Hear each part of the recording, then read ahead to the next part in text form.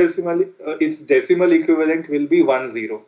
So after the execution of your code, B should contain a value of 10 in it. Although 10 in hexadecimal will mean something else, but we just need to take the face value of that number as output. So that's what I intended to ask in this particular program.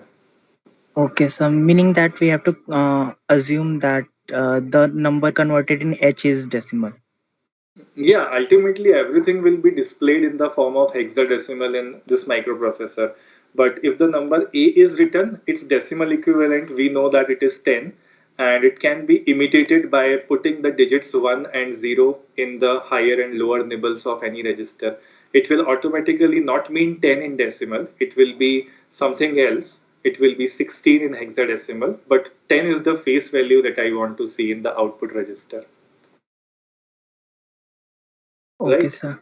Okay, so And since taking yeah, the taking small value since FF, if we convert, so it will yeah, not yeah. fit in Of H. course, you cannot go out of the range. Even if there is a big number, you can use 4 or 5 memory locations to display everything in order. So that can be done, but that will make your code more complex. So for small numbers, you can achieve this program, right? So for today's laboratory, okay, let me see how many people are there. Only 37 have joined. You have this habit of joining the laboratory at 3 o'clock, right? Because you believe that from 3 to 5 it is already 2 hours. So why are we joining it 15 minutes prior to the starting, right?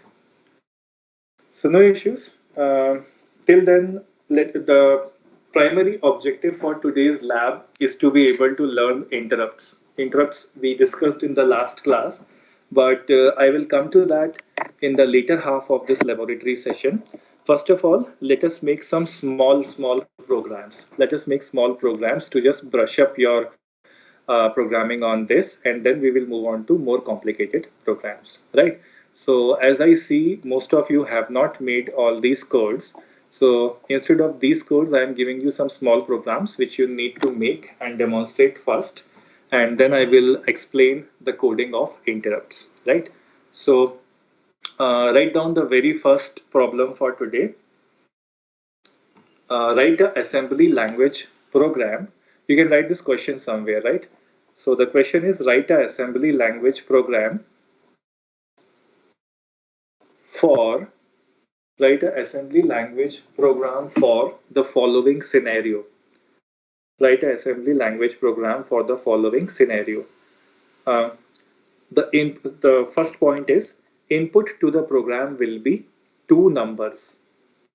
Input to the program will be two numbers. Second point, the output of the program are 4. The output of the program are 4: addition, subtraction, multiplication, and division. Addition, subtraction, multiplication, and division of the two numbers which are taken as input. Third point, for implementing addition, subtraction, multiplication, and division, या ऐसे लिख सकते हैं, for implementing the above operation, a separate function is to be used for every operation. A separate function is to be used for every operation. So this is what you have to make. Is the problem understood?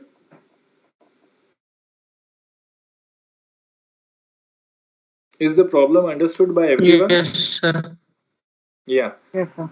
And all of you, yeah, Find and store in memory or something like that. that's up to Just you. That's up to you. That's up to okay. you. I mean, as a programmer, first I question mean, में बस input ही लेना है, उसका कुछ करना नहीं है. नहीं, ये तीनों पार्ट एक ही प्रोग्राम के हैं. आई मीन एक प्रोग्राम मैंने आपको दिया है जिसके मैंने आपको 3 पार्ट्स एक्सप्लेन किए हैं, और वो पार्ट में ये है कि आपको इनपुट ओके लेना है, सर. चाहे वो आप मेमोरी से लें या कैसे भी लें.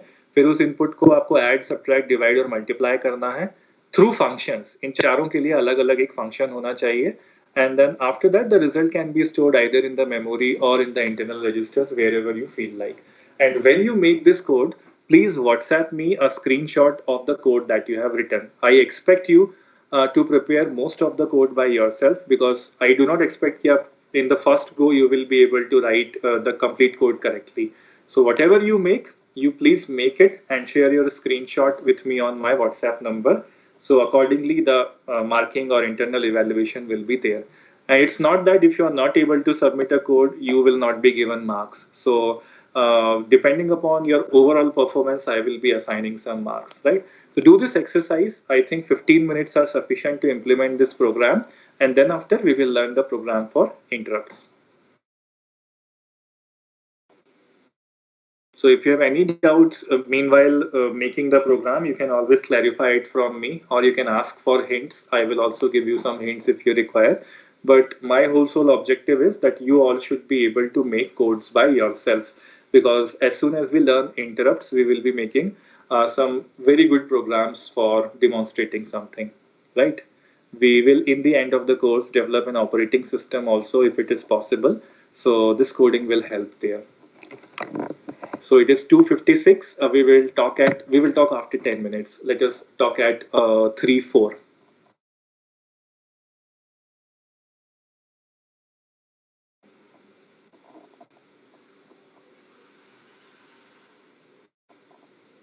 Okay, and one more point to note in division. In division, what will happen is you are not currently capable to store the fractional values as answer. So the answer of division will be quotient and remainder. That is what you can do. Right? Quotient and remainder will definitely be an integer number, or a whole number as such. So that can be stored. So for division, there will be two outputs, quotient and remainder.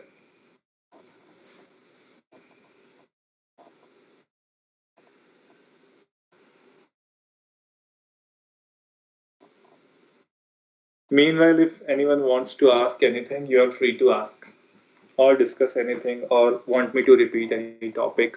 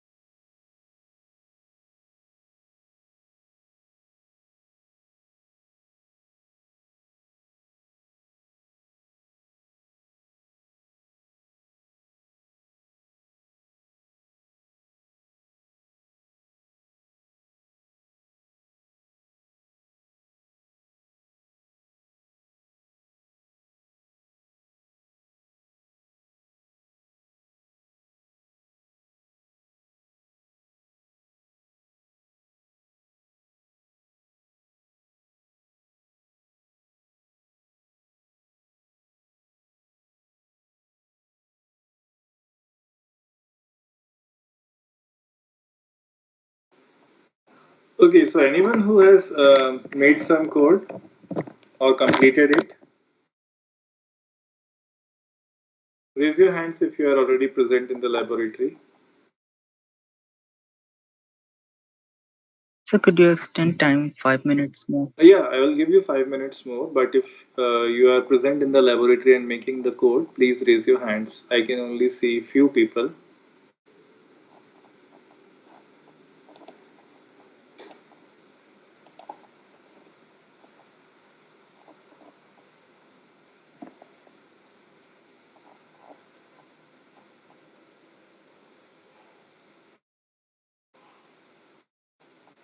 Okay, so only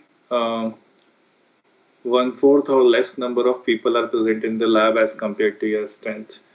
No issues. You all who are present, please make those codes. You can put down your hands. I give you 5 more minutes. And can somebody tell me the logic for implementing division? Because for multiplication, you already know you have to successively add them in a loop. But for division, can somebody tell me the logic? Subtraction. Subtraction inside a loop. So whenever the original number that you had, it becomes less than the number by which it is being divided, you will say that that is the remainder, and the number of times it has the loop has run to achieve that condition would be called as the quotient, right? So try to do it, and whatever code you have done by 3:10, you need to send me over WhatsApp, and accordingly will be evaluated. Then I will tell you something about interrupts.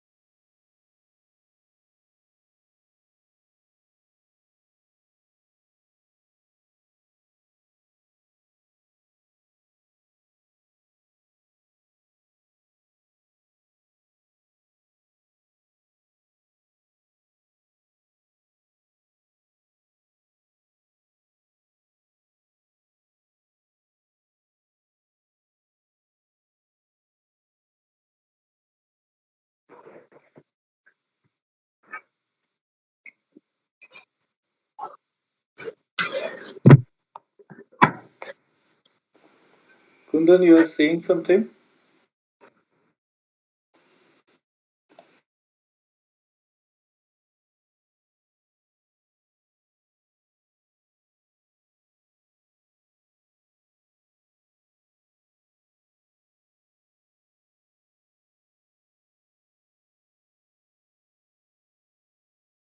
Result तो भेजा ना वो.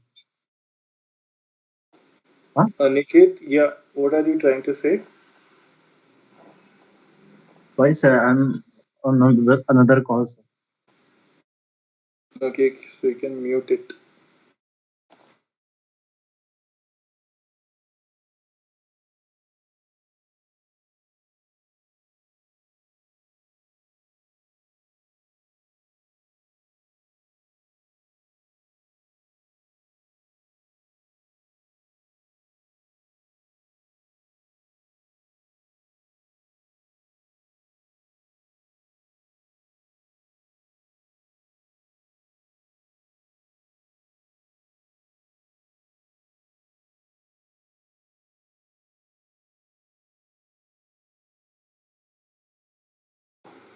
Okay, so whatever you have made by now, please take a screenshot and forward me over WhatsApp so that I can keep it as a record and later it will be used in evaluation.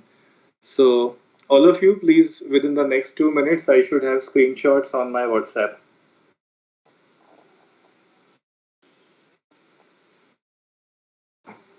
After that, we are going to do this interrupt programming.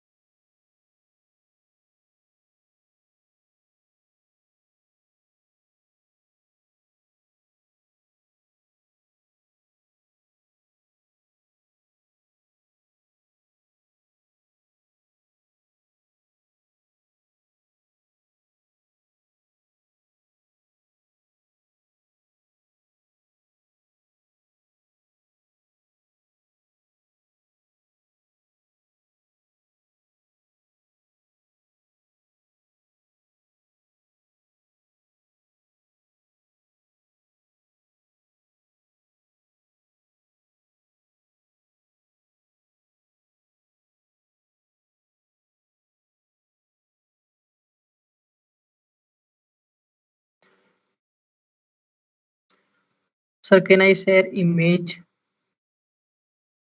Yeah, any format is acceptable. Image, document, whatever. Even your image that you have directly taken from your camera by putting it on the screen, that is also acceptable. I've only received a few WhatsApps. I request you all to send this because this will be necessary for evaluation. So do it quickly because I have to tell you the programming of interrupts.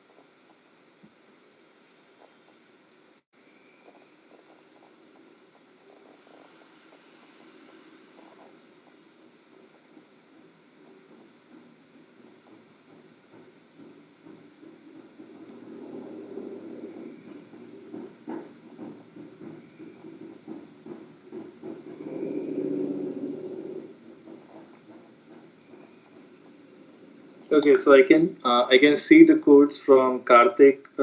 Then there is this person called Abhilash, I think. His roll number is 80, and then there is this Anmol 61. and Shivam 65, again roll number 48, and Prajwal 77, 64 Ayush, 62, and the name is Nirmal Kumar. So from these people I have got some results. Parul Jain, then Anmol is also there, 61 roll number.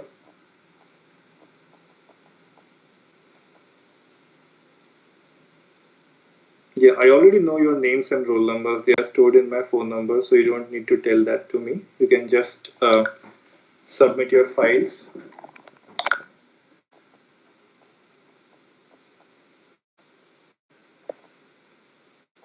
Palak, you have directly typed the code on WhatsApp prompt. How do I know that you are practicing it or not?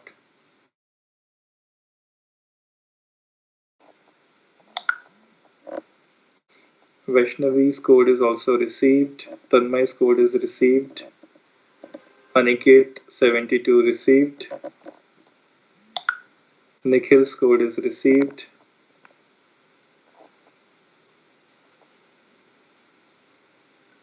Okay, fair enough. You keep on sending, and now let me just demonstrate you how to implement interrupts. So, can somebody quickly summarize what we learnt about interrupts in the last lecture? There will be marks for participation. So please, somebody quickly give me a rough idea of what interrupts are, how they are implemented in 8085 hardware, and how many types of interrupts are there. So for your help, I will open this file which I have shown to you on the last turn for interrupts. So somebody please explain this portion to me very quickly.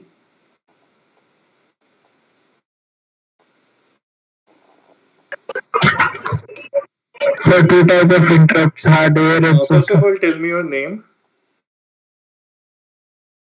Sir, CSC 75 Kundangiri.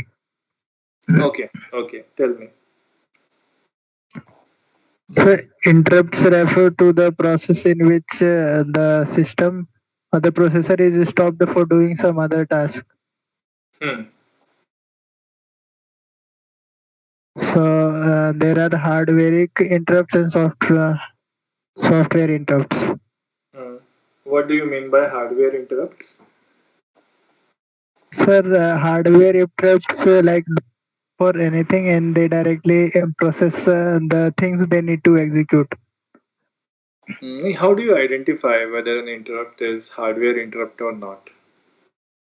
Sir, for software interrupt, there is a program or is scheduled in a computer, but hardware we have hardware for design circuits for the interrupts. Yes, correct. Okay, anyone else who want to give a try for maskable and non-maskable interrupts?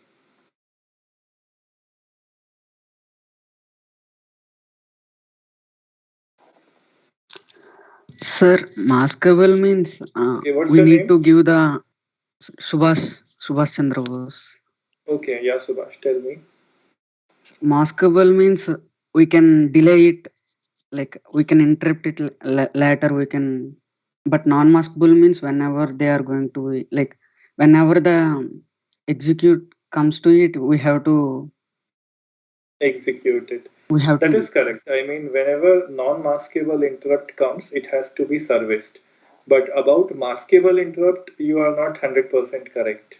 Maskable interrupt means if that interrupt request is made through the hardware, uh, then that interrupt can also be denied depending upon the severity of the operation that microprocessor is doing, right? So that request could be denied also. It's not that you will be serving it later after the completion of the current task.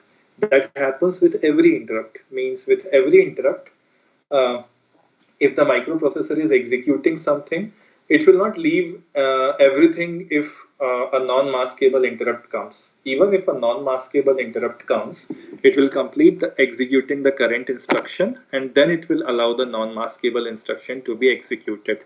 But with maskable interrupts, the request or the service from the microprocessor might be denied also.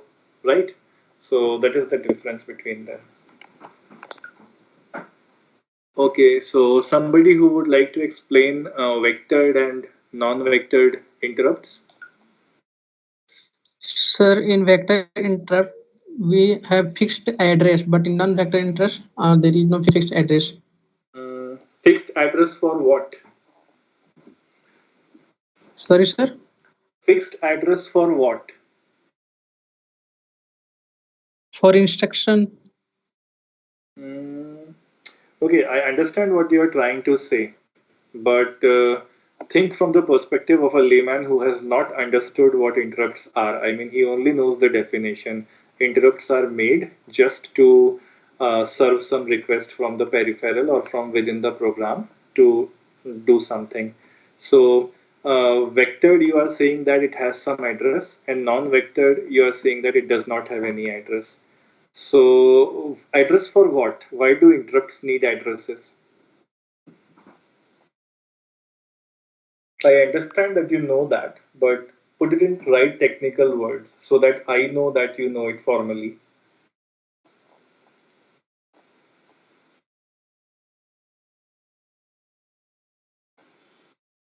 Anyone else who want to try?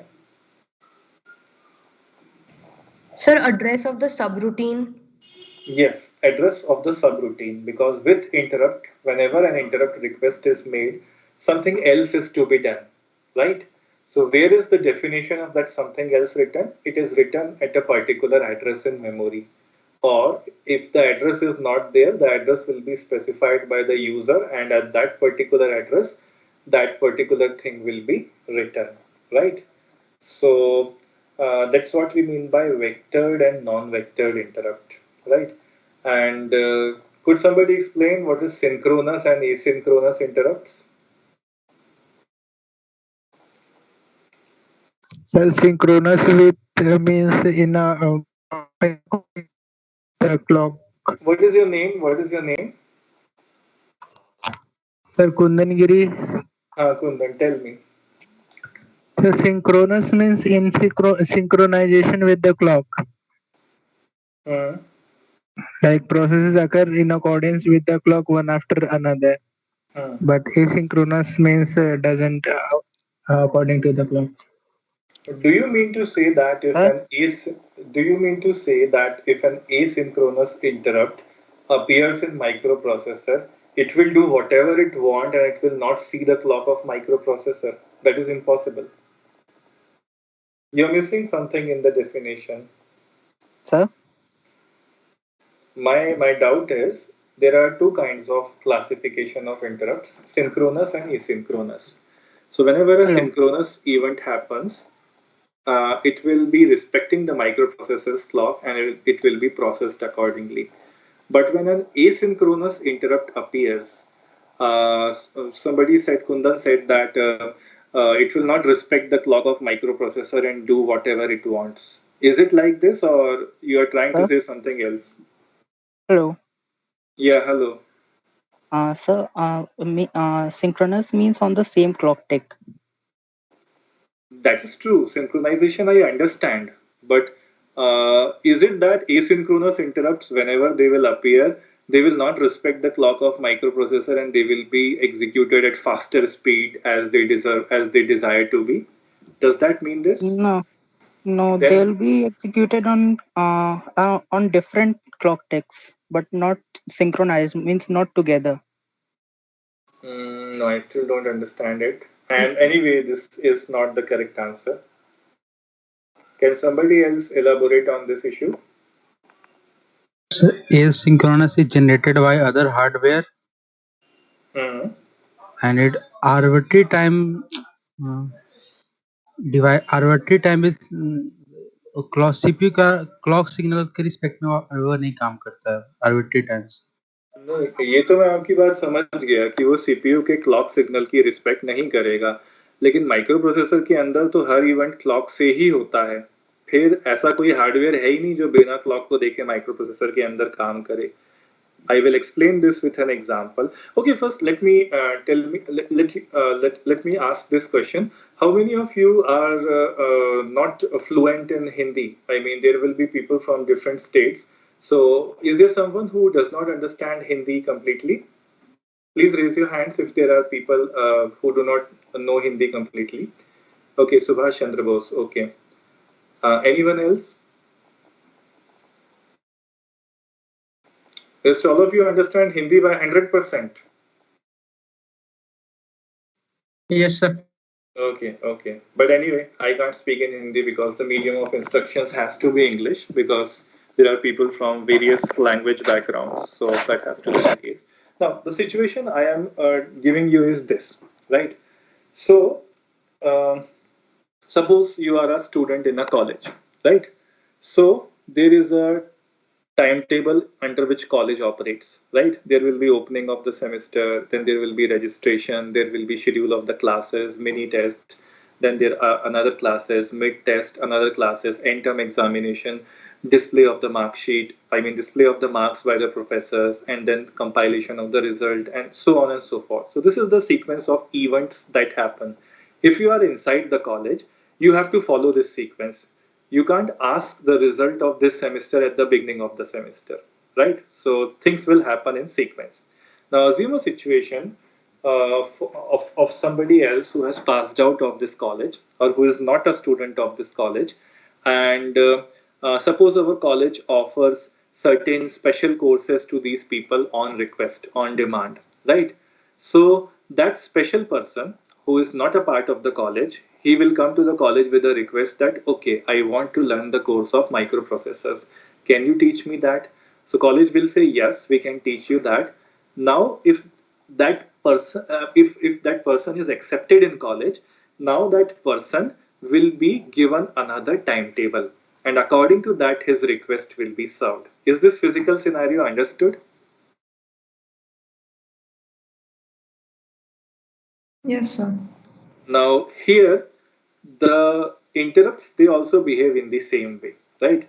For the interrupts which are synchronous, they will be working with respect to a clock. So we do not need any explanation for that. I mean, the internal discipline of the clock inside the microprocessor will be followed. Then what are asynchronous interrupts? And the point to note here is that there can be no asynchronous thing which is done inside microprocessor. So how do we call an interrupt as asynchronous interrupt? The only reason is this: the request making, I mean, whenever an external device makes a request for an interrupt, that request can be made at any time without regard of the clock of the microprocessor. But once that request has been accepted, after accepting that request, the subroutine that is executed,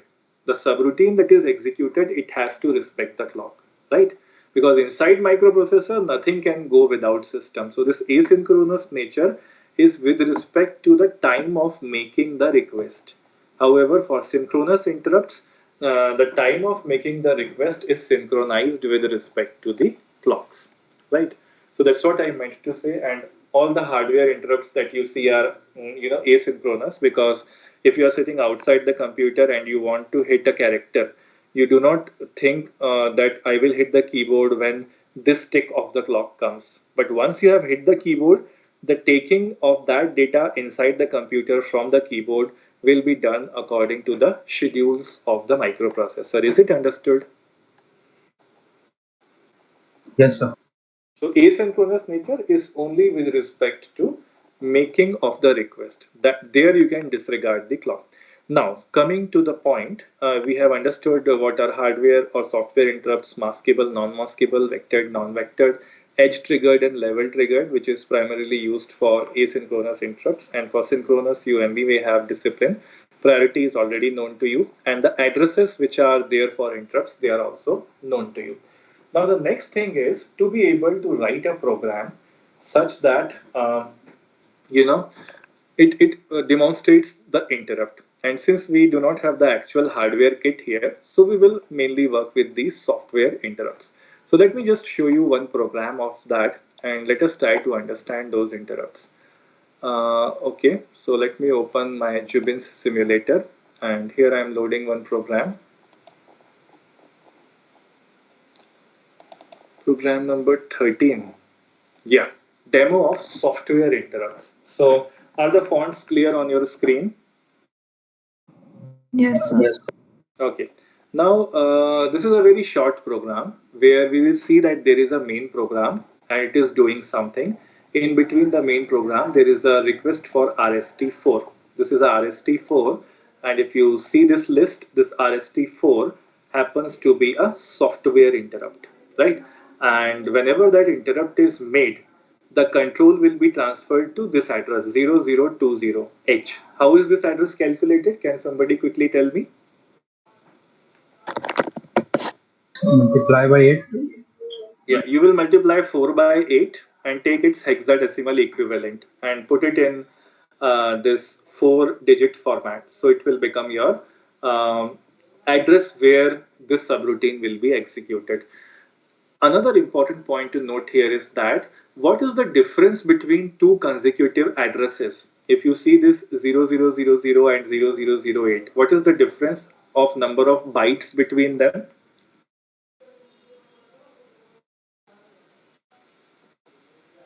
What is the One. difference? 1 byte.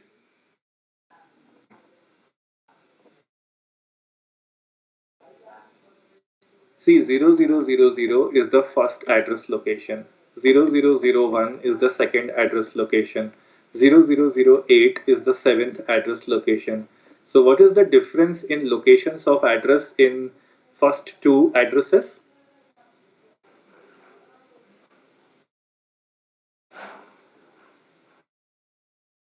Is it not eight locations are there between 0000 and 0008? Am I right or not? Yes, sir. So if you see any two consecutive addresses 0010, which means something in hexadecimal, and 0018, if you subtract these two, you will still get 8, right? So between any two consecutive address locations, there is a gap of 8 another memory locations. So if your code is small enough to fit in 8 locations, then you can utilize this. Otherwise, if your code is big enough, if your code is of say, if your code consumes 20 bytes, and if you make this RST4 interrupt and you start writing program from 0020, so your code will encompass this location 0028 also. Do you agree with this or not? Yes. So what will you do in such a case if your code is longer than 8 different memory locations or 8 bytes? What will you do in such case? Can something be done here?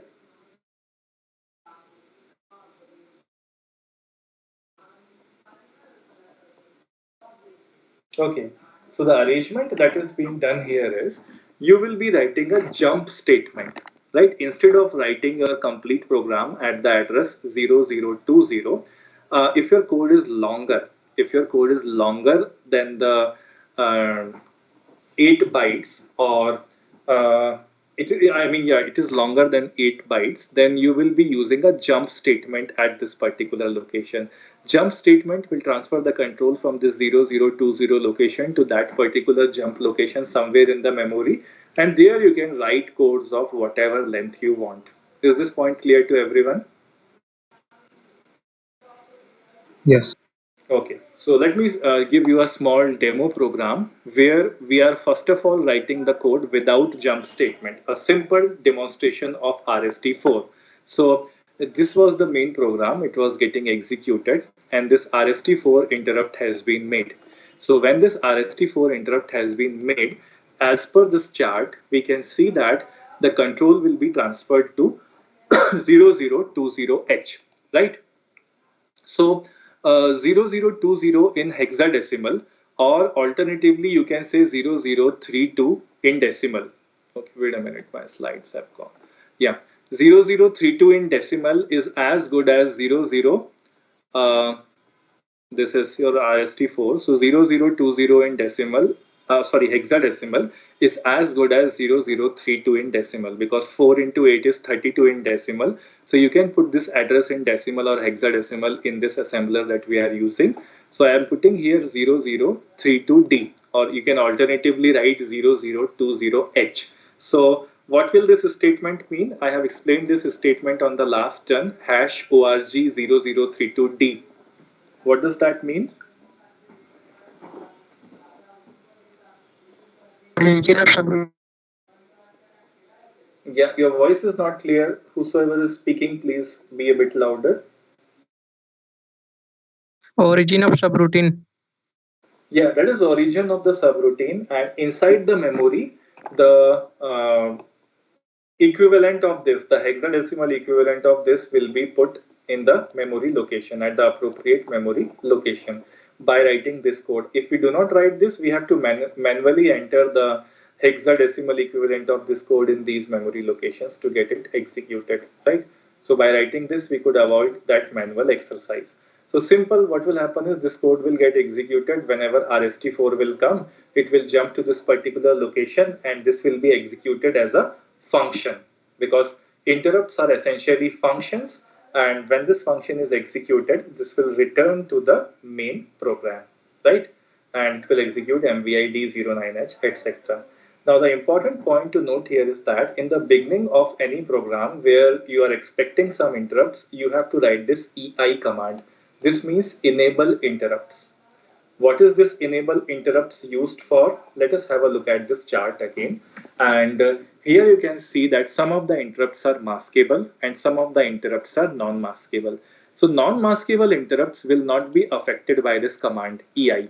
So whether this command is written or it is not written, it hardly matters, right? But if maskable interrupts they appear, I mean RST 7.5, 6.5 and 5.5, which are hardware interrupts triggered externally by the hardware, if they appear, their request could be denied. If this EI is not there, instead of that, there is this DI, disable interrupt. So if disable interrupt command is written in your program, that means for all maskable interrupts, currently we are not accepting any request, right? However, RST4 will be unaffected by this, because if you see this chart, your RST4 is a non-maskable interrupt. All the software interrupts are non-maskable interrupts, so they cannot be masked. They have to be serviced, whether you write EI or DI here. But if you are open to every interrupt, you have to write this EI command. So is this EI and DI command clear to everyone? Yes or no?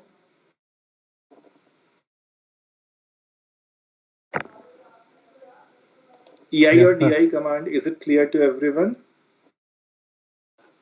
Okay, so now what you need to do is copy this program into your Jubin's simulator and try to run it. It will be simply run, but the fact that you need to notice is that in functions, I told you that if you want to save something, whenever you return to the function, you need that data, you put that onto stack manually.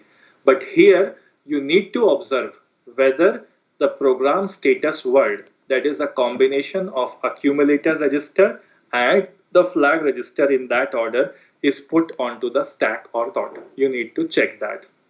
So can you do that? Whenever this RST4 instruction will be executed, you have to check the location of stack, and the location of stack will be at the very bottom of the memory. So whenever this RST4 will be executed, the content of the accumulator at that time and the status of the flag registers should be kept in 2 bytes here, right? So can you check that after executing this and let me know what happened there?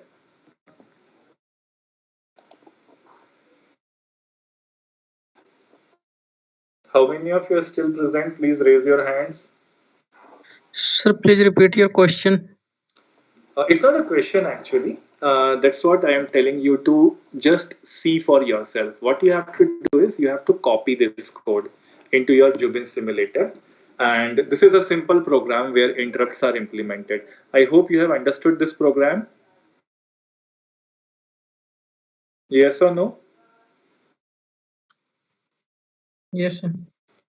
So this program is not doing anything special. It is simply moving data into some registers, right? So it is not doing anything special. The only purpose is I want to demonstrate this RST4. So for that, you need to copy this code onto your simulator and see whether it runs perfectly or not.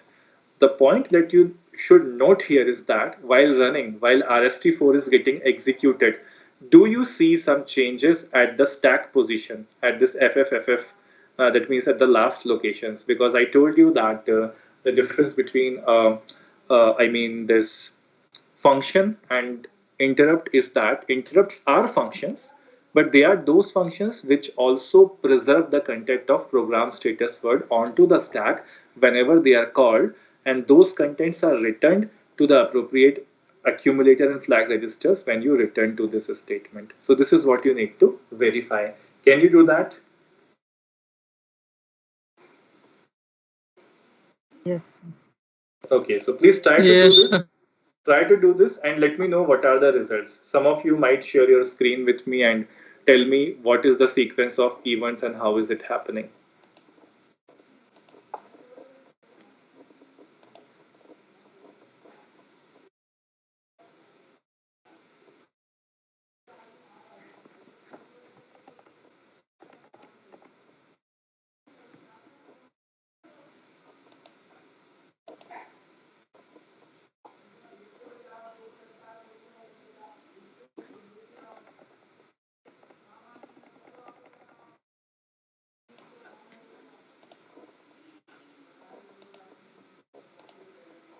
Sorry, my screen got stopped from sharing. Okay, I'll open it again. Yeah.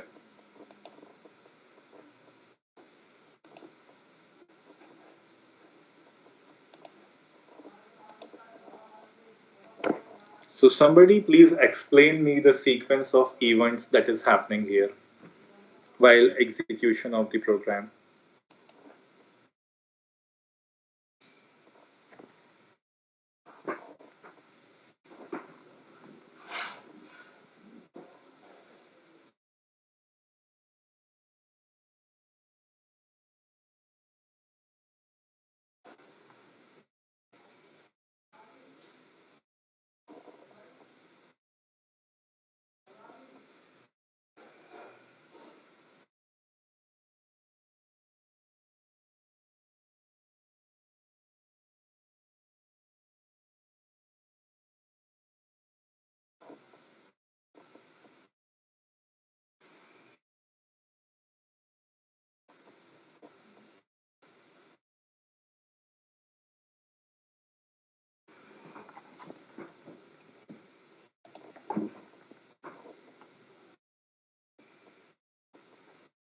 I only see 63 number of participants here. I do not know where rest of the people have gone.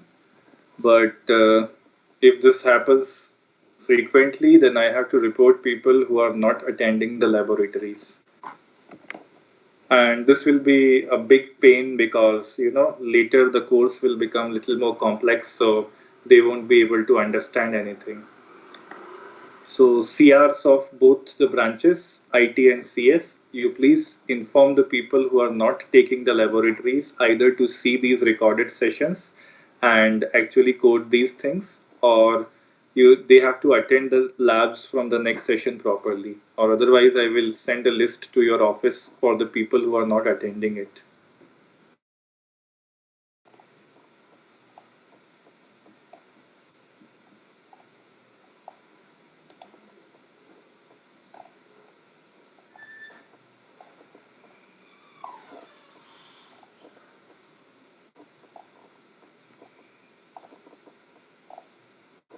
So anyone who would like to explain what is happening in this code? Remember, there will be marks for participation. Okay, so 3 people have raised their hand. So, okay, who should I give in a chance to? Okay, Prajwal has also raised his hand. 2 people only now. Okay, and out of you 3, who's the one who has never spoken in this lab? I think Prajwal has explained one program earlier. Anmol and Ayush, have you never explained anything earlier? Okay then. So Ayush, you tell me. Uh, should I show you that code prompt? Okay, tell me what to do step by step and also explain what is happening step by step. So this is your uh, system and tell me what should I do and what should happen when I will assemble this code. So the instruction will start from EI, the 5000H location.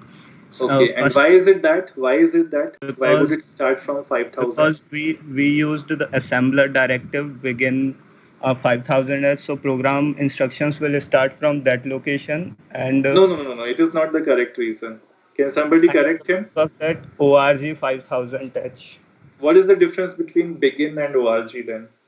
The assembler will start executing the instruction from according to the begin directive, and the instruction EI will be stored in the will start be to be stored in the location that is written by with the org directive.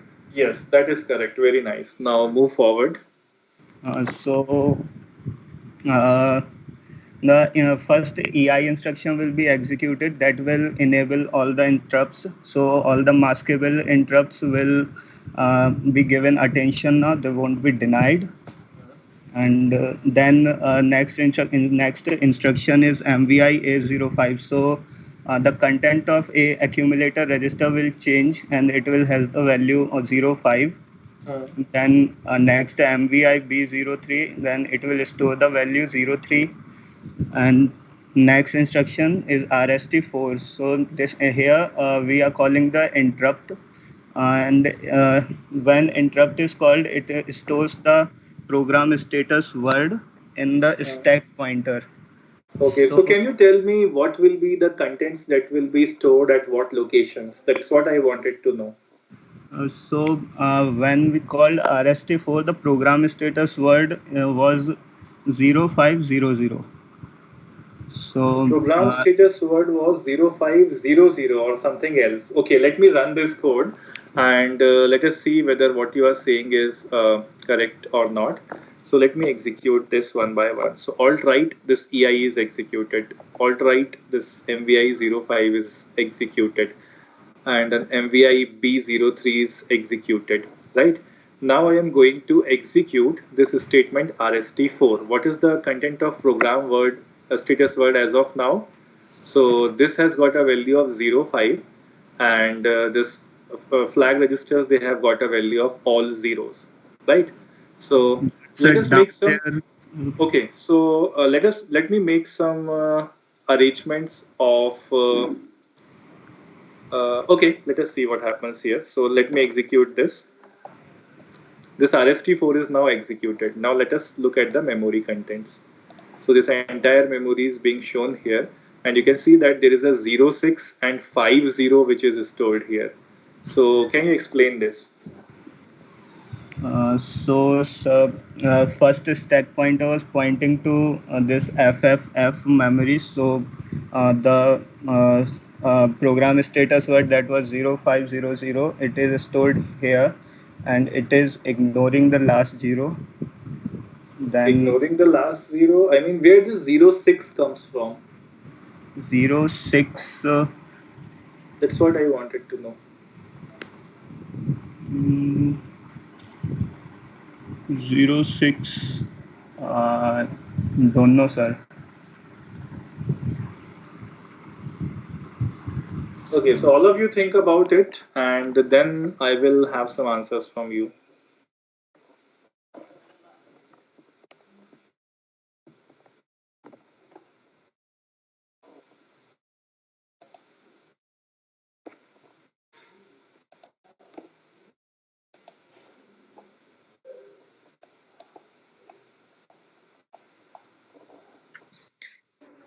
Sir, Sir, Yeah. it's the address where to return after It is executing the this. address of where to return. How? Tell me. Like next instruction to be executed is stored in 5006. Yes. So it could be the address of where after executing that subroutine where to return and start executing. Okay, okay. Then what about the program status word? Does it seem to be stored or not?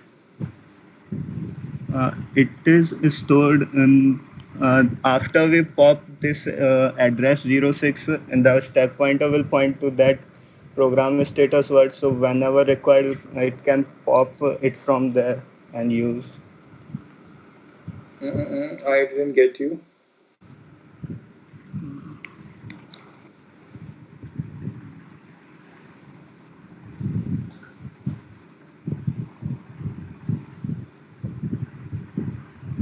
Okay, so the thing is that program status word is not stored here. So I have to check this fact whether whether it is this assembler's constraint or it is actually not there. So the point is, while executing this program, we saw that RST 7.4, when we jumped to this location for execution, the return address is obviously there because where to return it will be taken from the stack. But it seems here that the program status word is not getting stored here. So that is the fact as that we see here now, right? So I'll check on this fact and let you know what is the case. But for now, the status is functions and interrupts are same technically, but your interrupts, they have got a particular starting address, right? As in this case for RST's 4, we have got 0032D, or if you talk in terms of that hexadecimal number, it is 0020 in hexadecimal number.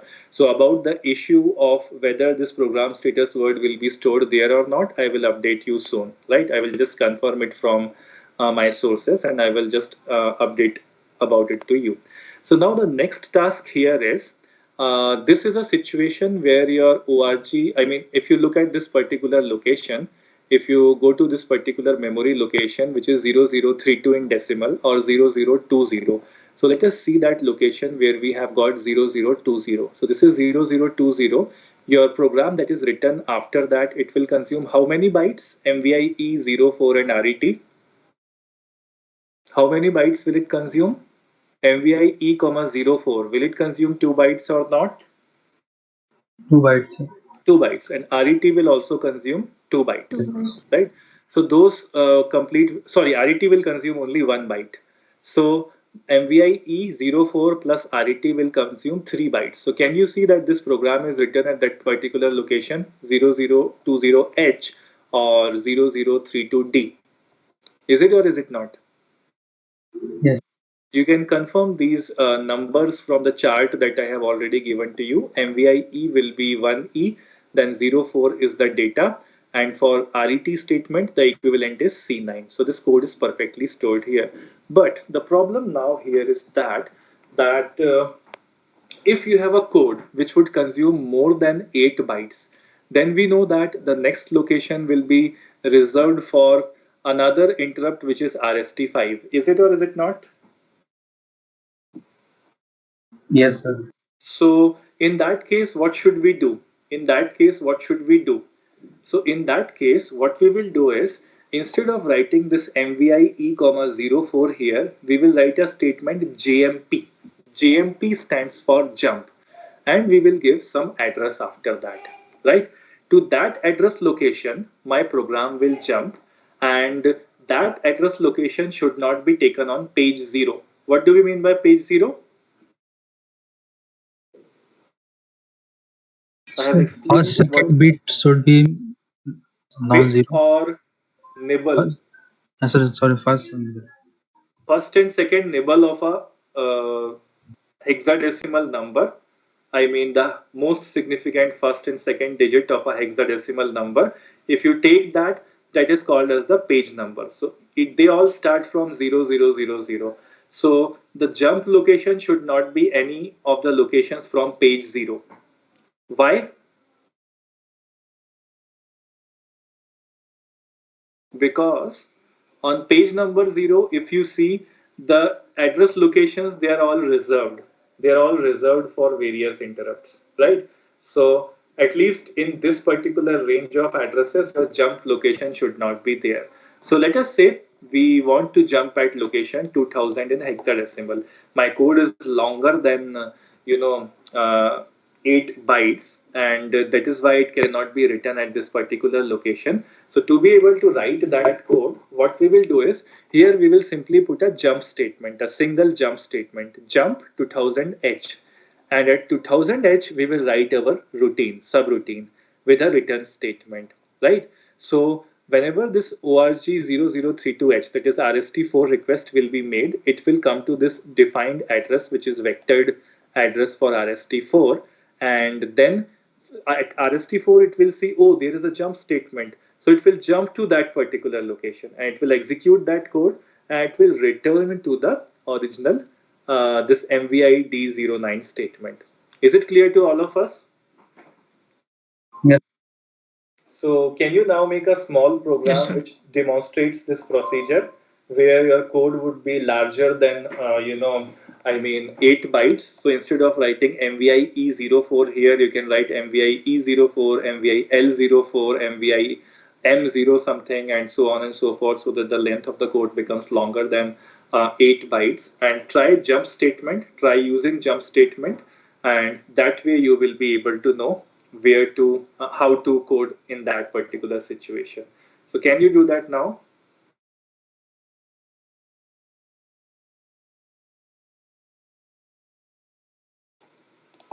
All of you, can you do that now? Yes or no? Yes, sir. Okay, sir. Okay, so please try it and show me the outputs by sending the results on WhatsApp. So I will keep them for record. Sir, Yeah.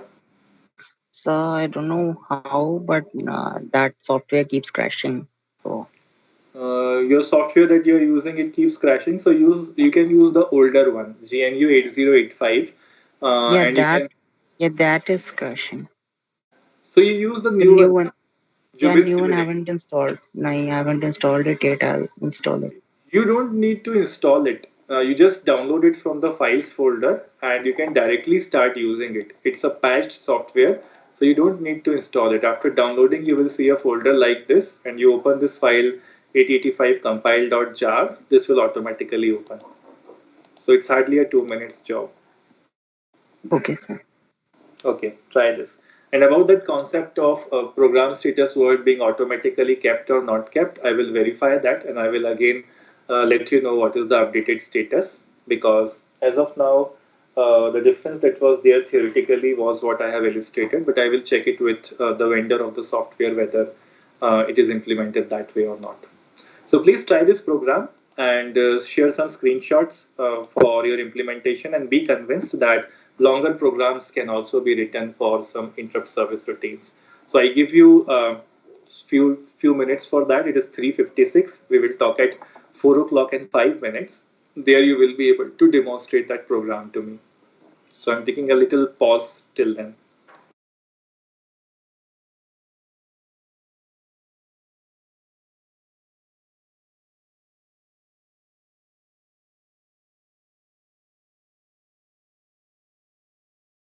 So Aniket is asking, will it not work in Mac OS? So I haven't yet tried it on Mac OS. So if you Yeah, have Mac OS, you I'm let just me. saying you. Yeah, Sir, I've used in macOS, but it will not work. it is not working in Mac OS. No, sir, it is not working. I have to use Windows system. Okay, that might be a constraint with this software, because all of these are open source software. So with some operating systems, they do not work. So you may try it on Windows if it is possible, or GNU 8085. Does it work on Mac also? No, sir, Aniket? it's not compatible with Mac OS. It's not compatible with Mac OS. No, So sir. then in that case, you have to use Windows only. Or there is an app on your Android mobile phones. If you are using Android mobile phones, there are plenty of apps for simulation of this 8085. So you can use that also.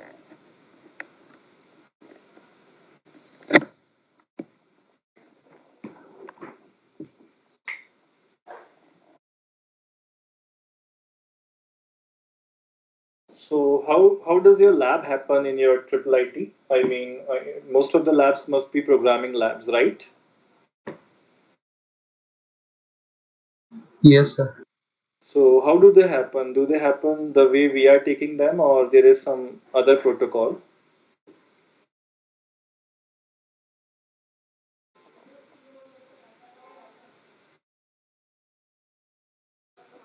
Anyone who wants to share Same process.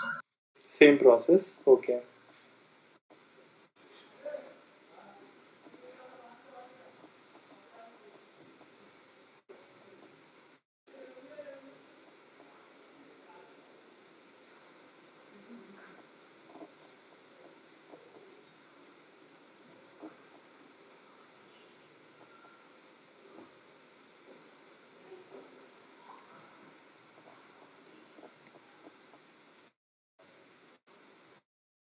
So it was a simple program. Is it done? I mean, in this program only I could make those changes. So suppose I just want to write that statement here. JMP jump, and let us say I'm using 2000H as my location. So from here I will type hash org, and this is 2000 in hexadecimal. So this is my code that I want to write. I will write some more statements here to make the code longer. So mvih, let me say 04, no, not 0405. Then let us say mvi maybe b, let us say 09h, and let us say NOP instruction. It will do nothing. So this is no operation. And if you want proper indentation, then you can just press this autocorrect button. So this proper indentation will be done here. And so this will become longer than 8 bytes because every statement here is consuming 2 bytes for MVI. Let me put one more instruction. Let us say MVI E again, and I am changing the value to 09 in hexadecimal. So this is autocorrect. So this has been properly done. So it is consuming now 9 bytes in total. So it is more than the difference between the two consecutive addresses for interrupts. And now I would like to run this program. So I will assemble it simply, and then I will try to run it. So you will be able to see this RST4 request is being made. After this will be executed, the control will jump to the location of RST4, which is this one 0020 in hexadecimal, and here jump 2000 is written. So it will go to 2000 memory location where MVI E04 is written. This code will be executed, and after the execution of this code, it will return to MVI D09. So it is working perfectly. Is it okay with everyone? Yes, sir. Okay, so this is a simple pilot program for implementing interrupts. Now, what do you think are interrupts used for?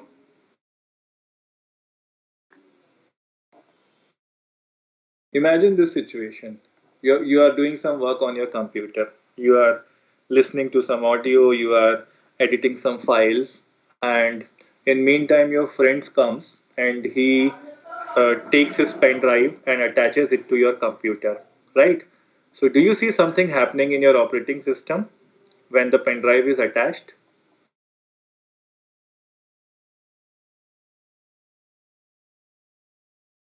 What happens in your operating system when pen drive is attached? Pen drive opens. Right. That is a very naive answer. I mean, CS people should answer it like this. The corresponding device driver is run, and it is checked whether the device will open with our current operating system or the hardware or not. So you're all aware of what device drivers are?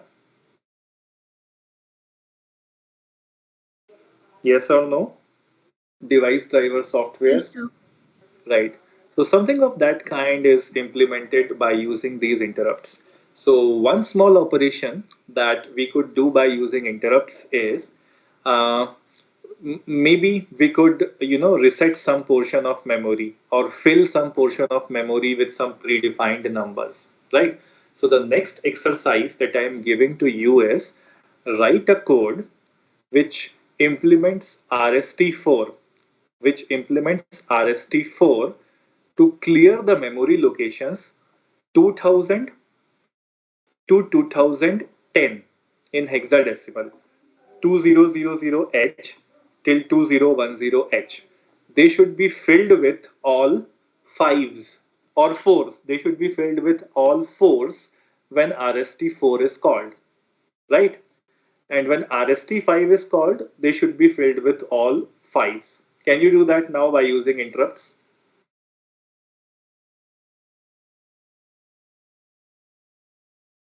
Or let us take it simply.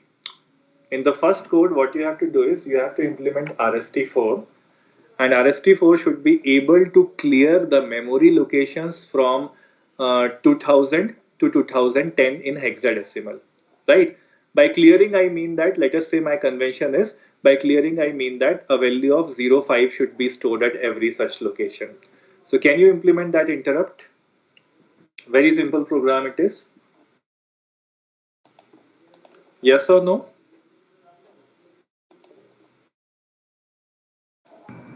Okay, sir. Okay, please try this. I give you few minutes to implement that because the program is fairly simple. Try this. It is 4 o'clock and 5 minutes by my watch. We will meet at 4 o'clock and 10 minutes, right? So by then try to implement this code, and then I will increase the level of complexity of that code, right? Sir, Yeah. can you show once again how to run this Gmail emulator? I am unable to run that. Okay, okay. I'll tell you how to run it. So have you downloaded the file? Yes, sir. Okay, then just wait a minute. I'll save the code that I have written here. Yeah. So this is the folder that will appear after you open Jubin Simulator. You simply have to double click on this 8085 compiler.jar. Simply it will run. Yes, sir. So is it running on your system? But in my system, it doesn't open like this, sir. How does it open then?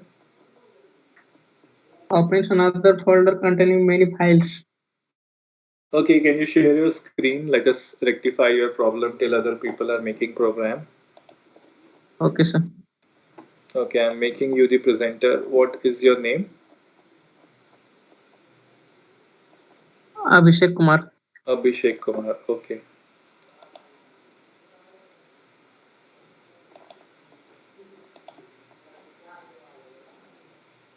Yeah, you can share your screen now.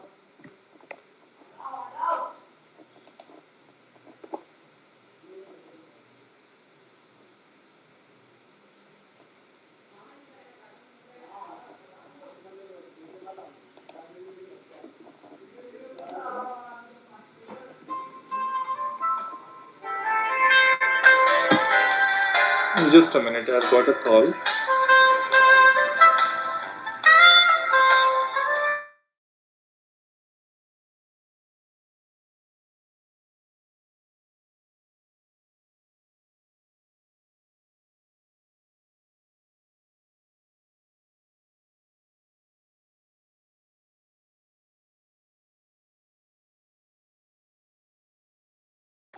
Okay, so I can see your screen, Abhishek. Tell me what is the. Oh my God! You need to extract the folder first. Now you are directly opening this zip file. So just the file that you have downloaded, right click on that and extract this to some folder. Close this window that you are showing. Close this window.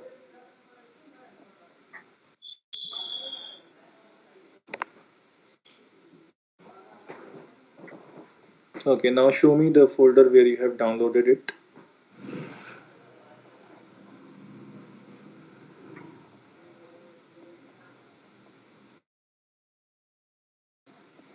Okay, where is your zip file? Right click on that.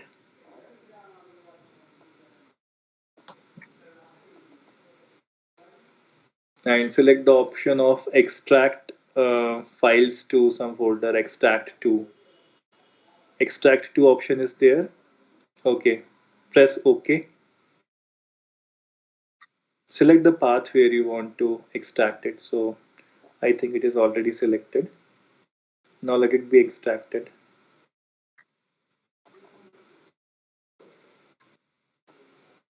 So the extracted folder is upward from that folder which you have downloaded. You can see that there is a folder which is made newly. You can open this. Wait a minute.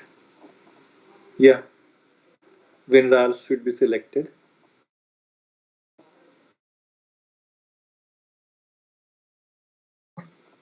And yeah, double click on it. Let us see. I think there is something wrong with what you Sir, have done. you need to install Java first. Yeah, Java has to be installed. You do not have Java on your system? No, sir. Okay, so go to this website oracle.com and from there you can install JDK, Java Development Kit.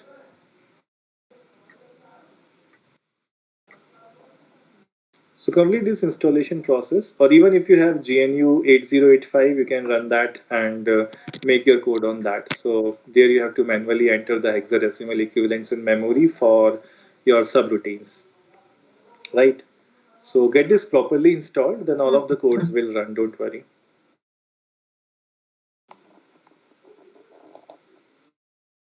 Yes. Okay.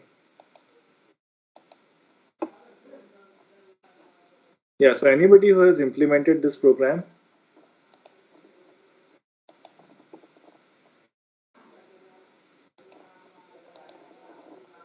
it is 4:10 already. Anybody who has implemented this program,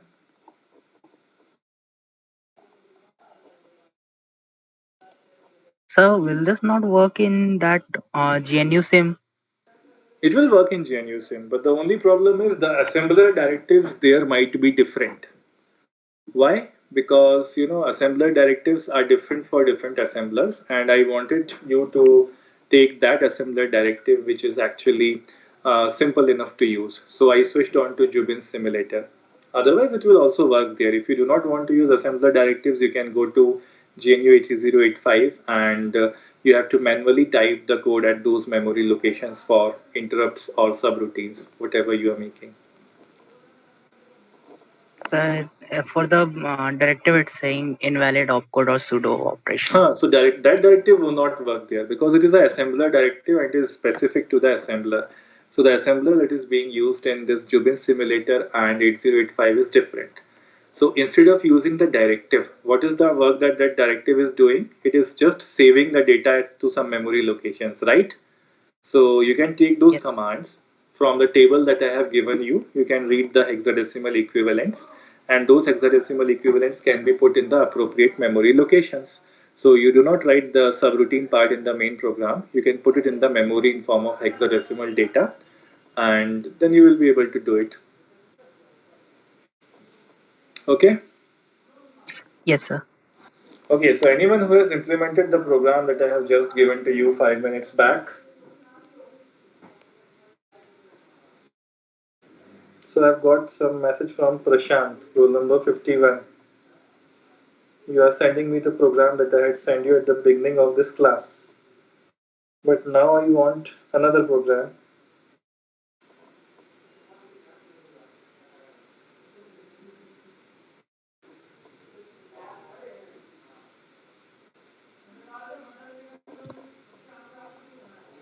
Anyone who has implemented this program?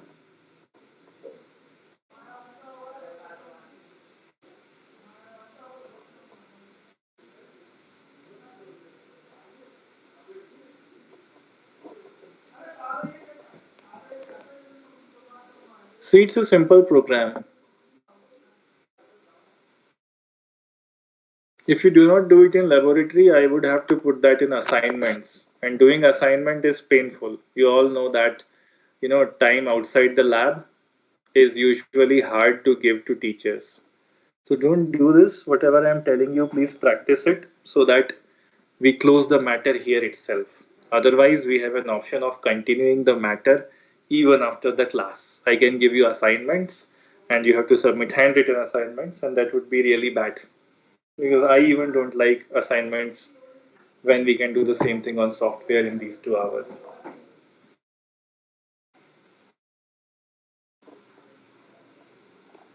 How many of you are attempting that code? Please raise your hands.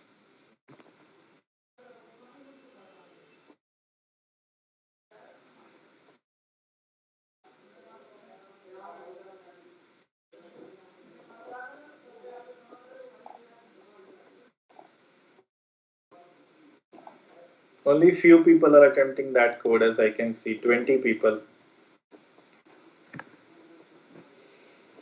Rest 100 people, what are they doing? Sleeping?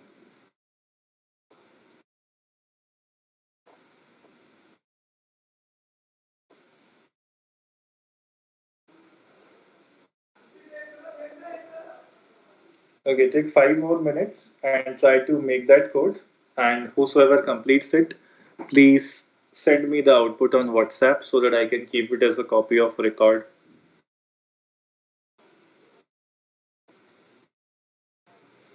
And while sending your outputs, do not mention your name and roll number. I already have phone numbers of everyone with name and roll number. So I know who is sending the outputs.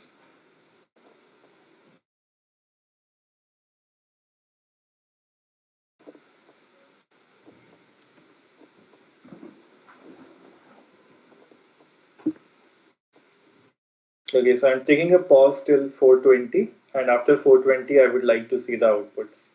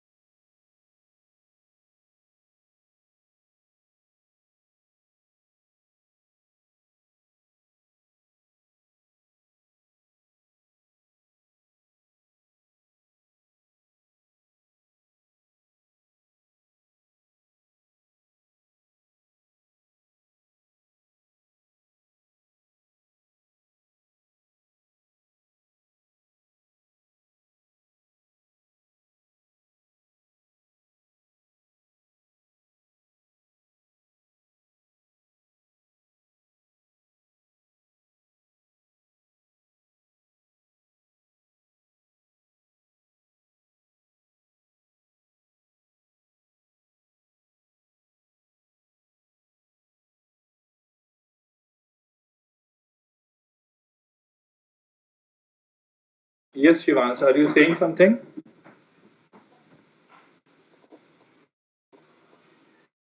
No, sir. Okay. So anyone who has completed the code?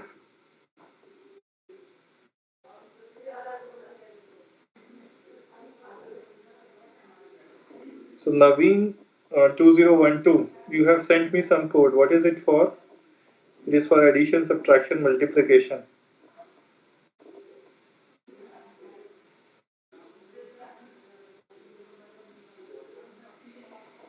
Anyone who has completed the code that I have just given to you?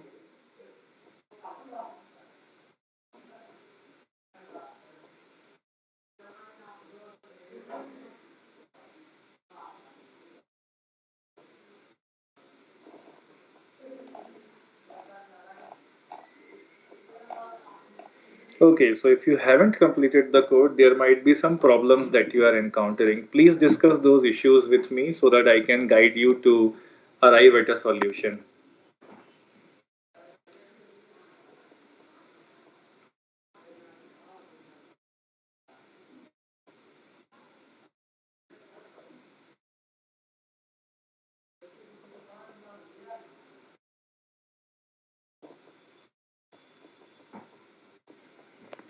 Raise your hands if you are trying the code.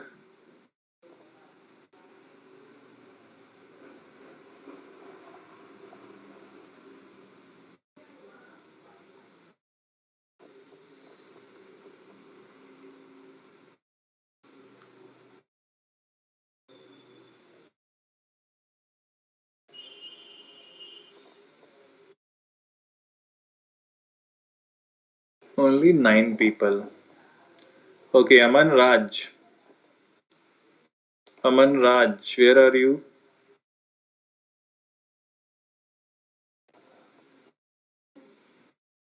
Not present. Aniket Kumar Arya.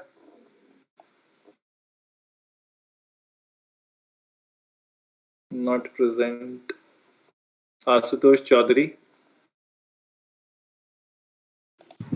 Yes, sir.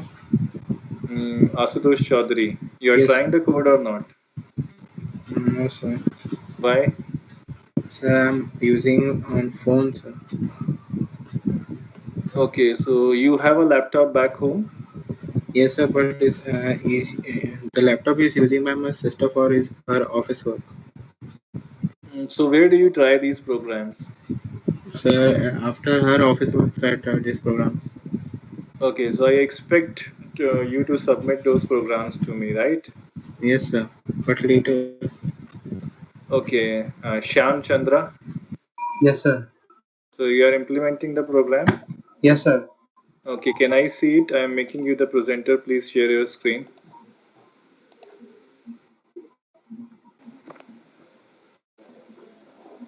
Yeah, 1 minute.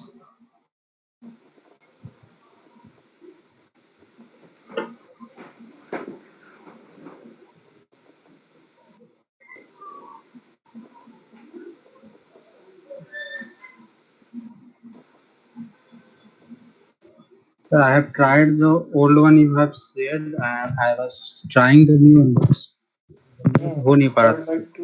हाँ, तो जितना edit हुआ है करने की just कोशिश कर रहा था। जितना हुआ है उतना बताओ। हाँ सर, शो किया नहीं दिख रहा है। शो हो रहा था सर। अभी तो नहीं हो रहा है। 1 मिनट, मैं फिर से करता हूँ स्टॉप।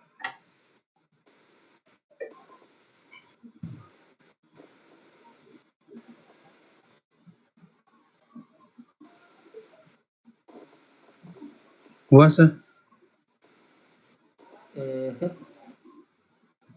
मैं शेयर कर रहा हूँ सर, मेरे पास काटने का, पास स्टॉप करने का और हाइड करने का ऑप्शन दे रहा है।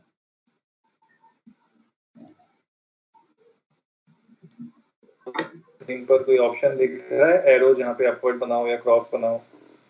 सर क्रॉस का तो ऑप्शन आ रहा, तो वो तो बंद हो जा रहा है ना सर। ओपन शेयर क्रॉस से ट्री बंद कर हो रहा हूँ। गया। हाँ ठीक है, अब जो अपवर्ड एरो है उस पर क्लिक करो और उसमें 2-3 स्क्रीन बन के आएंगी। हाँ सर, तो वो उसमें जो एक सबसे इंटायर पहला स्क्रीन ऑप्शन है, है ना, इंटायर एंटायर स्क्रीन स्क्रीन है। पे क्लिक करो ना। हाँ, वही किया है सर। आगे करो देखते हैं। 2 मिनट दो, हो सकता है कनेक्शन मेरा वीक हो तो नहीं ओके। आ रहा हाँ, होगा। यस सर, हो सकता है।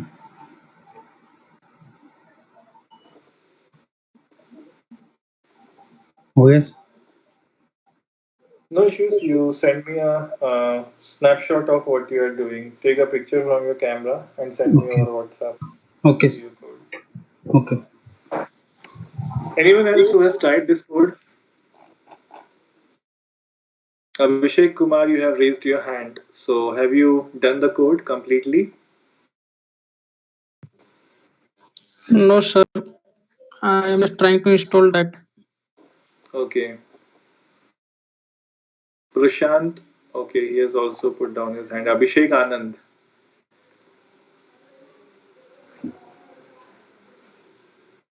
Yes, sir, I'm trying.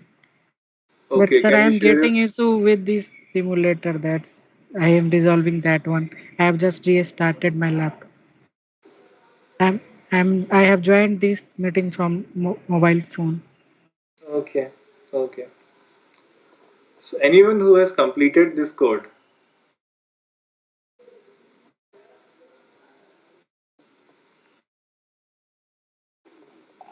Please raise your hands if you are about to complete or have completed this code.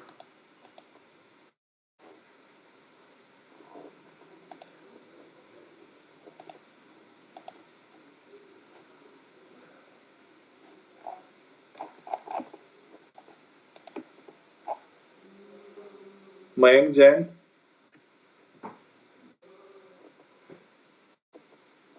Mayank Jain, not there.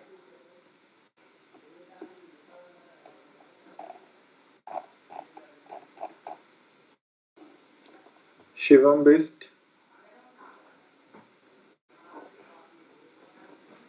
very nice. All of you make a login and go somewhere, right? Srinath, Srinath Asati, So Shivam is present, sir. Shivam, which Shivam? Shivam Bist. What Yes, are you sir. doing? Have you made the code? So I am not able to make the code. Why? Sir, actually I missed the yesterday's class. But the pre-recorded lecture was there. Yes, sir, I was not able to see it. I mean, now what can I say? If you are not following the classes, then you won't be able to make code. So please be punctual with the schedule if there is no special reason. Okay, sir. Vaishnavi Jaiswal,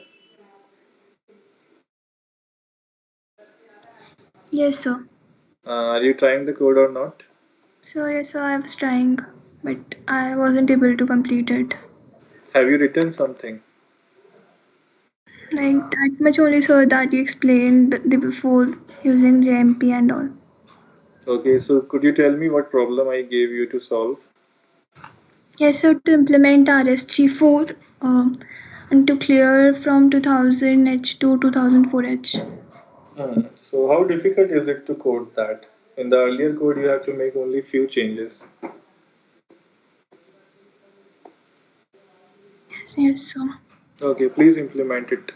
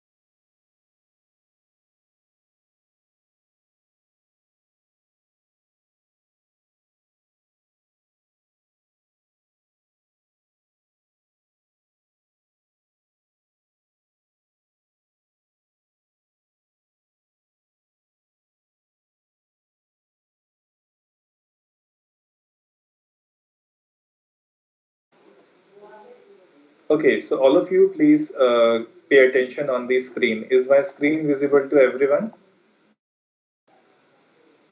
Yes, sir. Yes. Yes, sir. So in today's laboratory, essentially we have seen the meaning of this interrupt control unit. Some of the interrupts are external and some are internal. So in programming, we have used internal interrupts to be able to see how they function. And there are various functions which can be implemented by using an interrupt. You can reset your entire memory, you can reset a section of memory, pre-fill a section of memory with something. So these kind of operations can be done by calling various interrupts, right? Now there is another small section which is left here, which is for serial input data and serial output data. So I will also tell you how to use that, and you can also program by using this. So in this architecture part, only this particular portion is remaining, serial input and output, and the second one is this portion which we have discussed partially, but in the coming lecture we will be discussing it in more depth, right? So let us discuss the serial input output pattern, and together with that some interrupt will also be incorporated into its format. I mean, these two units are used simultaneously to achieve various tasks, right? So to be able to use the serial input output and serial input output together with the interrupt, we have got these two commands. One is sim command, sim, and another is rim command, rim command. So sim means set interrupt mask and rim means reset interrupt mask. So both of these commands are used for making certain uh, presets about interrupts, and if you want to set or reset them. So let us see this these commands one by one. So where you can use rim or sim command in your program, and what happens there is you do not have to use any operand after that. You will be using the rim command or the sim command, and whatever happens through by default accumulator. So accumulator will work with this rim command, and what will happen in rim command, it will reset the interrupt mask. So it deals with interrupt as well as the serial input output unit, right? So if you see here, we have written here 5.5, 6.5 and 7.5. M stands for masking them, masking 5.5, 6.5 or 7.5, because these are the three interrupts in the hardware interrupts which can be masked. They can be served or denied depending upon the severity of the thing that is being done inside microprocessor, right? And what is that severity thing? How is that severity encoded in the form of coding? You have this particular bit, D3 bit, which is IE, your interrupt enable the interrupt, or interrupt enable, I for interrupt and E for enable. So if this bit is set as 1, all the maskable interrupts will be given access. If this bit is set as 0, all the maskable bits will be rejected, right? However, this does not have any effect on the non-maskable interrupts, right? So if this bit is set as 1, then these bits will have some meaning. Whether you want to mask some instruction or not, accordingly that you will put the value of that as 1 or 0. However, if this bit is set as 0, then these three bits will be ineffective, because anyway the maskable interrupts will not be served, right? So for this, you can see here you have got 7.5, 6.5 and 5.5 interrupt. So these are the statuses of the request of the interrupt which are pending. I mean, it might happen that 2 or 3 interrupts may come simultaneously to your system, and if this interrupt enable flag is set as 1, so you will be serving them one by one if two or three of them appear simultaneously. So which one remains is being set as 1 in this, and then the status can be read from here, right? So they will be served in the order of priority that I have told to you. So this is regarding the interrupt portion, and the most significant bit that you see here is used for serial input data, right? So what will happen is in the accumulator, if you will set MSB as something 1 or 0, that data will be taken as an input, right? So this is from the serial input port. I mean, from the serial input port, the data will be taken into this particular bit. So this is the command format for read interrupt mask, and you will be setting or resetting these bits depending upon your requirement.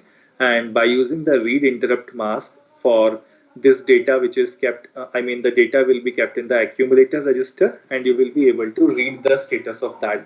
Opposite to that is the command set interrupt mask. Here you will also again see M5.5, 6.5, 7.5 and MSE. MSE stands for mask set enable. It is similar to that IE that we have seen in the previous format. Then there is this R7.5, reset 7.5. If reset 7.5 is equal to 1, this will be not allowed. Reset 7 will be not allowed. And if R7.5 is equal to 0, reset 7 is allowed, right? 7.5 is allowed. So for this 7.5, you have a separate thing. X is don't care here, and SDE and SOD, they are used for the serial communication. So serial output data is taken from here. If you want to output some data to the output port, you have to make that bit of accumulator as 1 or 0, whatever you want to transfer. And if this SDE bit is enabled, then serial data transfer is enabled. Or if this SDE bit is disabled, then in that case SOD will have no meaning. So this is the format for set interrupt mask. You will set these values and use the sim command. You will put these values in the accumulator according to what you want to do, and you will use this sim command. So accordingly, your computer will be configured. And to be able to know the status of what is currently going on, you can use this RIM command, RIM. So the interrupt mask together with this serial input data will be read, and accordingly you can take out data from the accumulator. So is it clear to everyone? Set interrupt mask and read interrupt mask. Is this thing clear to everyone? No, sir. Which part is not clear?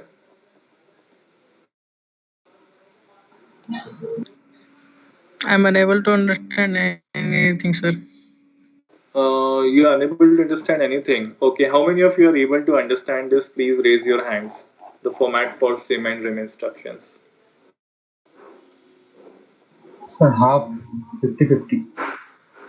Okay, so I will explain it again. The thing is very simple. You have got an accumulator register, and accumulator register is sometimes used to configure your system. You all know what configuration means, right? For example, there is a birthday party in your house. So what you will do in the morning, you will just make arrangements for that birthday party which is going to happen in the evening, right? So that is how you are configuring your house so that that birthday party can be done in the evening time. So similarly, if the microprocessor wants to be configured in such a manner that the serial input output communication should happen and certain kind of interrupts should be masked or not masked. So for that purposes, we are using the accumulator register, and accumulator register, each bit has got a meaning. If according to that meaning, we will set or reset that bit in the accumulator register, and we will use the sim or rim command after putting the appropriate bit there. So sim or rim command will accordingly configure your entire system. Is this thing understood? Yes, sir. Yes. So for sim command, if you see, this is the instruction. This is the instruction format. This should be the contents of accumulator. Accumulator at a time can hold anything, but when you want to use your sim instruction, that is set interrupt mask, you have to interpret accumulator in this format. Bit number D0 for the accumulator, it will have masking instruction for RST 5.5. D1 will have it for 6.5, D2 will have it for 7.5. Suppose if the value of 6.5 happens to be 1, that means this RST 6.5 instruction is to be masked. We do not want to serve it, so it will be masked. And if both of the other instructions are 0, 7.5 and 5.5, if you made these bit as zeros, then what will happen is these instructions are not masked, so they will be served, right? So you can see that here 0 is available and 1 is masked. If 1 is the value of any of these 3 bits, that instruction will not be served, right? And this MSE stands for mask set enable. If MSE is equal to 0, then D0 to D1 to D2 are ignored. Obviously, this is like interrupt enable or disable. So if it has a value of 1, mask set enable, that means you are actually you will be actually looking at the meaning of these 3. If this is disabled, you won't look at these three because anyway, if this is disabled, the maskable interrupts are not going to be served. Is that clear to you? Yes. Yes, sir. Similarly, Yes, sir. for 7.5, you have got this reset 7.5, and if R 7.5 is equal to 1, R 7.5 is not allowed. I mean, it will be masked, or otherwise it will be allowed if it is equal to 0, right? So this is reset 7.5 for reset 7.5. So allowed and not allowed is a different thing, and masking is a different thing. If it is allowed, that means interrupts can be made through that and they can be rejected or accepted depending upon this bit. But if it is not allowed, that pin will be dysfunctional. That pin will not serve any purpose. So this is made by keeping certain context in mind. X is don't care, so we don't need to discuss it. And these last two things that you see here, SDE stands for serial data enable. If you want to transfer serial data from the computer to the peripheral or the other ways, I mean, you have to enable this particular bit. And how will you transfer that 1 bit data? For that purpose, this MSB is used. So whatever value will be set here, that value will be copied to the serial output port and it will be taken by the peripheral. So according to your interrupt structure and according to your serial output data communication, you can set appropriate bits in the accumulator. I mean, you can make a hexadecimal number of that and you can just move that value into the accumulator and execute this sim instruction. So your computer will be configured according to that. Is it now clear to all of you? Sir, Yeah. Yes. sir, how is not allowed and not enabled different? See, not allowed means that pin will be dysfunctional. You won't be using that pin at all, right? So whether you make a request on that or not, there is no question of denying or accepting that request, right? And if this pin is allowed, that means you can make a request, but there is a chance that it might be disabled. So there is, no logic behind making things of this kind. But at the time when this computer was made, there might be some purpose which might be served by making this computer in this way, right? So these two Yes, things sir. are different from that perspective. So are the other things clear to everyone? For configuring your computer, you just put a hexadecimal value in accumulator keeping this format in mind and execute the SIM command. So your computer will be accordingly configured to deal with interrupts and to be able to output some data onto the serial ports. Is it okay? Yes, sir. So Yes, the sir. opposite is you want to know what is happening in your system. Suppose I am living in a different city and my family lives in a different city and there is a birthday party in my house and I am not aware of that. So I suddenly reach my home. Now I would like to get the information of why there is lighting outside my house, why there are some flower works outside my house and why are guests present in my house. So I would like to know that. So for that, you have this rim command, read the interrupt mask. What is happening in the system? It is dictated by this flag. So you don't need to put anything into the accumulator at that time. You will just execute RIM command and whatever is happening in the system, it will be put in the form of a code inside accumulator according to this format. Is this clear to you now? Yes, sir. So the meaning remains the same. Three bits are used for telling the status of whether you are accepting them or not. IE is for dealing with these three things. I mean whether you are enabling the maskable interrupts or disabling them. And then again you have got pending requests. So if there are any pending requests, they will be put here.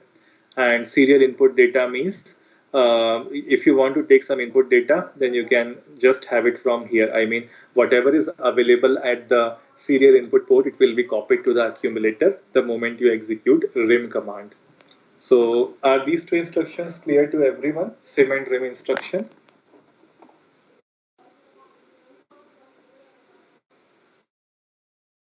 Yes or no? Yes, sir. Okay. So Yes, sir.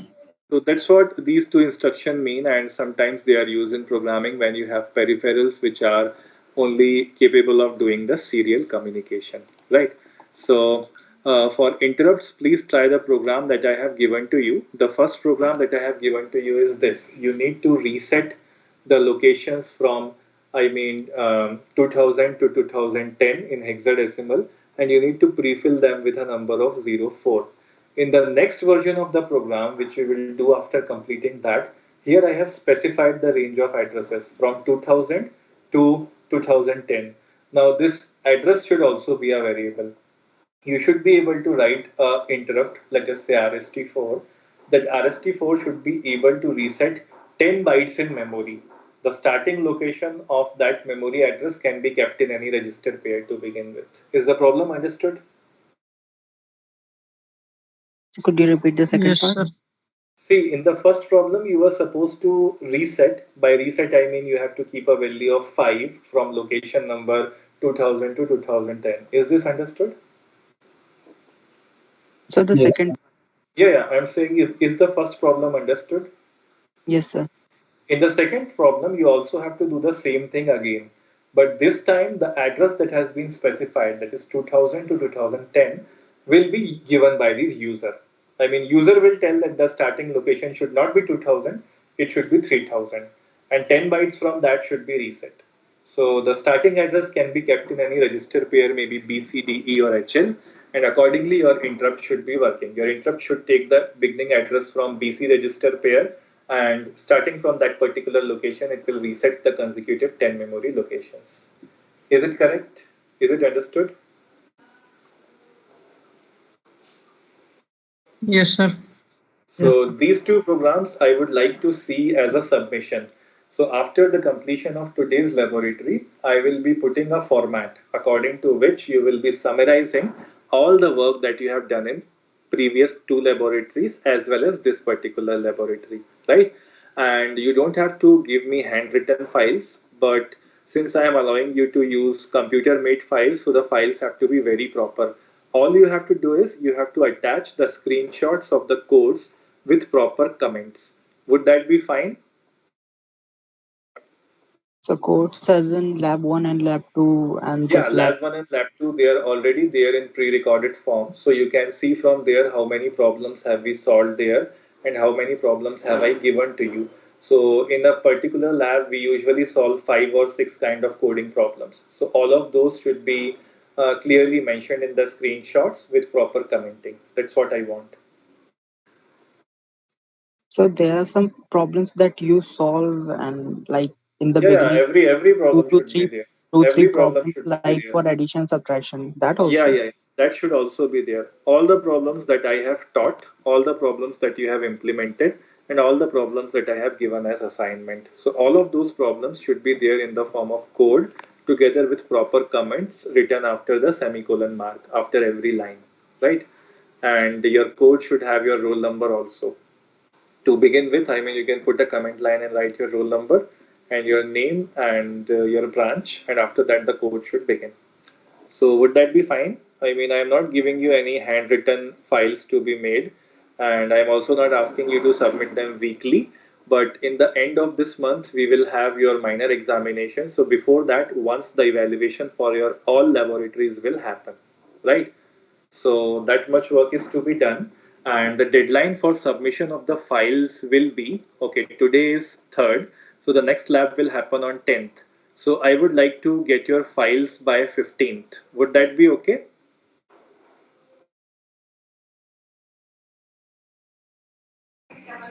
Yes, Yes, sir. sir. Right, so that way we will have content of 4 laboratories in that. And mind you, since I have allowed you to use typed files, the files have to be very proper because it's hardly a work of half an hour to type a proper file. The format will be circulated after this laboratory is completed. I will show you the format from the old laboratories. So let's have a look at that format. Maybe in microprocessors lab previous year.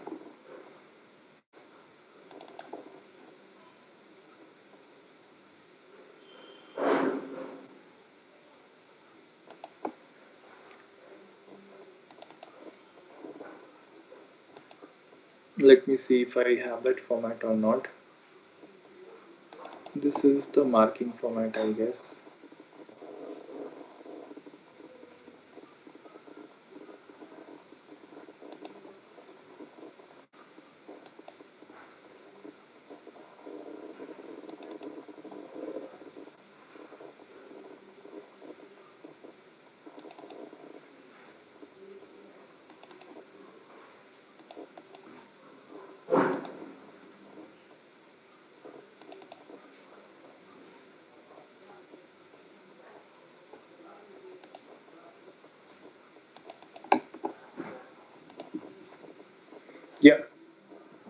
So this is a general format which is common to all the experiments. Let me bring it in bright mode.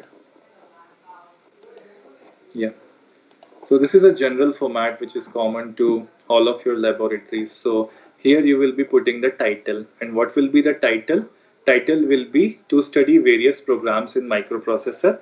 And suppose we have discussed 5 or 6 problems in a particular lab. So point wise you will be illustrating that write an assembly language program to do this, write an assembly language program to do that. So in title that will come. Then the practical significance section, you won't have to write much, but here you have to describe the significance of the product developed in the laboratory for general public. So that's what we need to describe in practical significance. So here you can simply mention that you have simply created a software which will be able to do this and that. So that's what we need to write in practical significance. Practical outcomes may you will just write down that whatever will be the output of your program. In title, you have written 5 or 6 programs. So whatever will be the outcome, that has to be explained point wise there, right? Skills to be developed. So here you need to write what skills you have developed after making and executing those programs. For example, you have learned how to run loops. So you will say that we have learned looping by these commands. We have learned jump statements by using these and these commands. So those are the skills to be developed. In this section, you will write that. Theoretical background. In theoretical background, you do not need to write much again. You can just put some architecture diagram or the appropriate section which will be affected from your code. For example, if you are trying to make some code from the memory and the microprocessor's internal register, you're transferring data between them. So you can just simply explain that what is the size of memory and what all needs to be done there, but in the form of graphical illustrations, right? Experimental setup may you will only write that what software you are using, etc. Precautions. In precautions, you will write that I mean, you can just mention that some of the commands which can be mistaken. If you miss halt at the end, then the program will not stop. So you have to put a halt statement everywhere. And whenever you write label, the first statement after label should begin immediately after that. This can be written there. And if you want to execute a program in the software has to be reset before every execution. So that you also need to write. So these are some general precautions. Then procedure and instructions, you do not need to write anything here. You can just mention that the software is there and there is this assemble button and run button, so you can mention their shortcuts. And in observations, you have to paste all your screenshots, right? So this is the main section which we will be looking forward to. Calculations section, it can be omitted or depending upon the requirement. Since you have explained the calculations in your observation part only when you run and execute the program. So observation and calculation can be made as one section, right? And in the results portion, again, the same thing since you have pasted the screenshot. So you can take observation, calculation, and results as one section. So that is why the screenshot that you will be pasting should be very descriptive. It should clearly illustrate what is the problem, how it is solved, and what are the results that you are expecting, which portion will be highlighted. So you might need to paste 2 or 3 screenshots for one program when it gets executed. The interpretation of results is not necessary because this is not a hardware based experiment where you are going into the chemistry lab and mixing 2 chemicals, and if certain color appears then you say that this is the interpretation of the result. So that is not necessary. Conclusions will be there, of course. And sample questions, you can frame some questions by yourself from the programs that you have learned, and whatever points you think that you would like to revise at the time of examinations, you can put them in the form of sample questions, or I will put 5 sample questions per experiment in the format that I will provide to you. So you can work accordingly to that. So sample questions will be provided by me, and even if they are not provided till that time, you can complete all of these sections and submit that, right?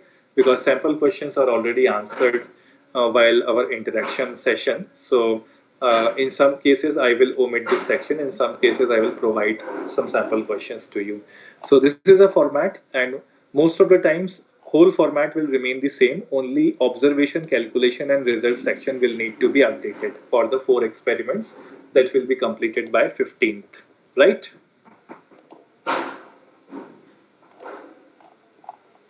So is it okay with all of you, this format? Yes, sir.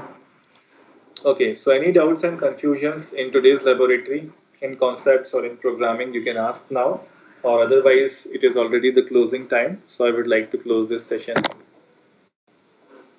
Any doubts?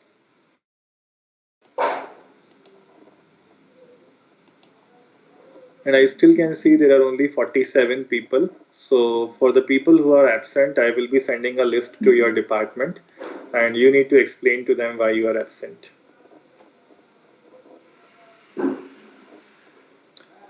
Okay, so shall I close the session? Yes, sir. Okay, so Yes. next lecture is Yes, again a sir. very next lecture will be again a very important lecture where I will be teaching you the timing diagrams. I mean, inside microprocessor, how your everything is executed with respect to time. So you will see the amount of discipline a microprocessor follows to execute certain commands. So that is also very important, and it is a fairly complicated topic.